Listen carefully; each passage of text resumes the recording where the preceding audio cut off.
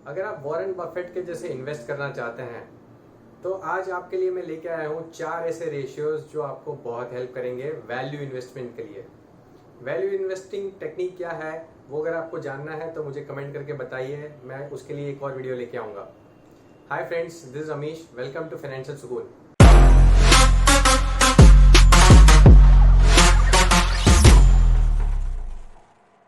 तो शुरू करते हैं 4 ऐसे रेशियोज जो आपको वैल्यू इन्वेस्टिंग के लिए बहुत हेल्प करेंगे। स्टॉक को पिक करने के लिए, कोई भी कंपनी को स्टडी करने के लिए बहुत हेल्प करेंगे।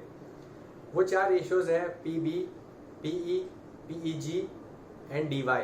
अब ये क्या है, क्या कैसे कैलकुलेट होते हैं वो हम जानेंगे धीरे धीरे।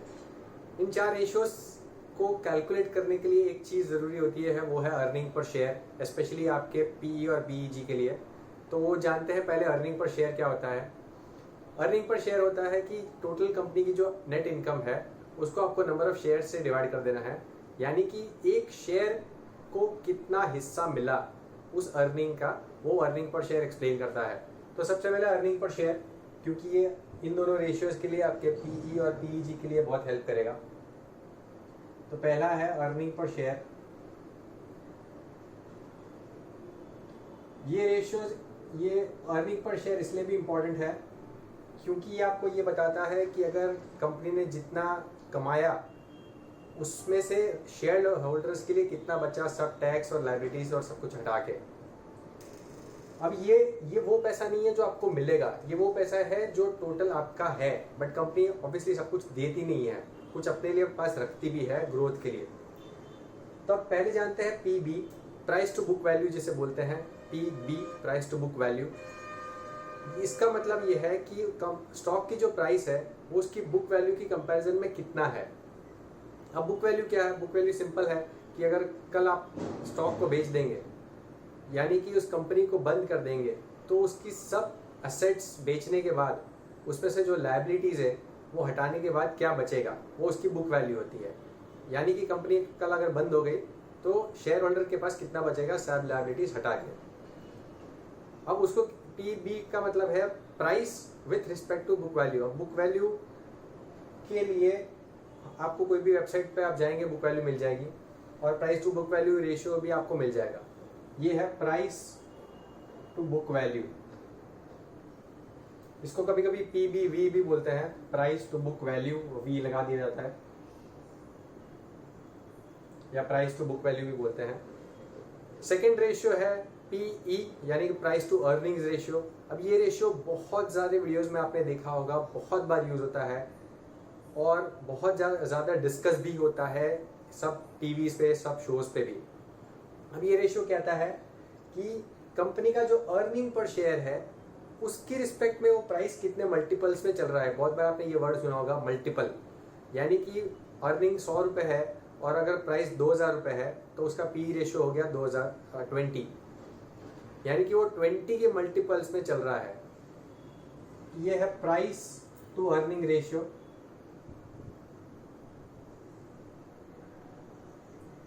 इसको समझने का एक और आसान तरीका ये भी है कि मान लीजिए अर्निंग पर शेयर आपका 20 रुपये है और प्राइस आपकी 200 रुपये है, और बाकी कोई सिचुएशन में फ्यूचर में अगर चेंज नहीं होता है तो आपको कितने साल लगेंगे उस 200 रुपये को रिकवर करने के लिए। यानी कि अगर आपको हर साल 20-20 रुपये मिलते रहेंगे अर्निंग्स के तौर पे, तो आपको 10 साल लगेंगे आपके 200 रुपये के इन्वेस्टमेंट के लिए।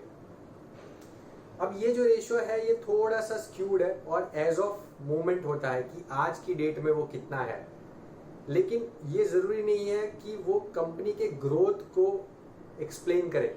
इसके लिए एक नया रेशियो है पीईजी रेशियो, यानी कि price to earnings growth ratio. अब ये रेशियो के अंदर हम एक और चीज जोड़ देते हैं और वो है ग्रोथ।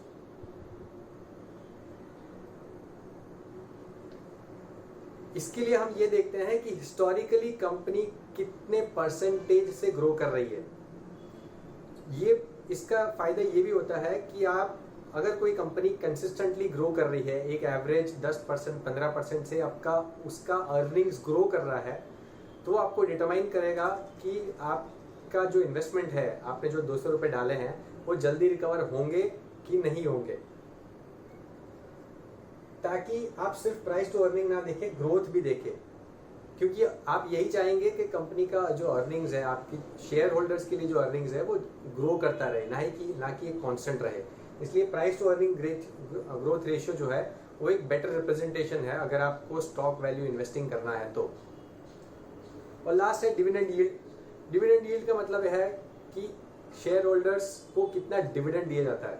हमने देखा था अर्निंग्स पर शेयर, ये टोटल अर्निंग्स है जो आपके लिए बनती है, लेकिन ज़रूरी नहीं है कि कंपनी सब कुछ आपको दे दे, कुछ अपने के लिए रखती भी है वो, फ्यूचर की इमरजेंसीज के लिए, R&D के लिए, कोई भी चीज़ के लिए, जिसे रिटेन अर्निंग्स भी कहते हैं। जो बचा हुआ अमाउंट है वो कंपनी शेयर होल्डर्स में डिस्ट्रीब्यूट करती है। इसको एक तरीके से आप इंटरेस्ट अमाउंट भी कह सकते हैं कि अगर आपने बैंक में FD रखी, आपको 10% इंटरेस्ट मिल रहा है तो वो आपका इंटरेस्ट हो गया। सेम तरीके से जो डिविडेंड डिक्लेयर किया जाता है वो यूजुअली एक परसेंटेज टर्म्स में होता है और वही आपका एक इंटरेस्ट अमाउंट होता है। तो ये होता है डिविडेंड यील्ड।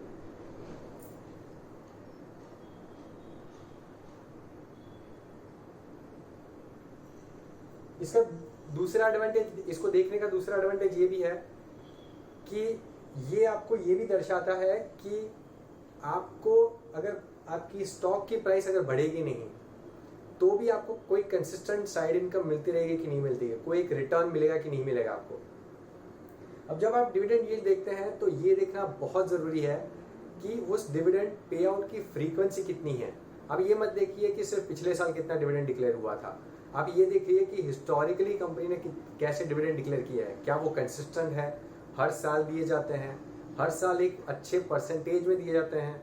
ऐसा तो नहीं है कि कोई एक साल में 5% मिला, फिर 2% मिला, फिर वापस 10% मिला, फिर कुछ भी नहीं मिला। अगर ऐसा है तो वो स्टॉक मेरे हिसाब से अच्छा नहीं होना चाहिए, ऐसा आप डिसाइड कर सकते हैं।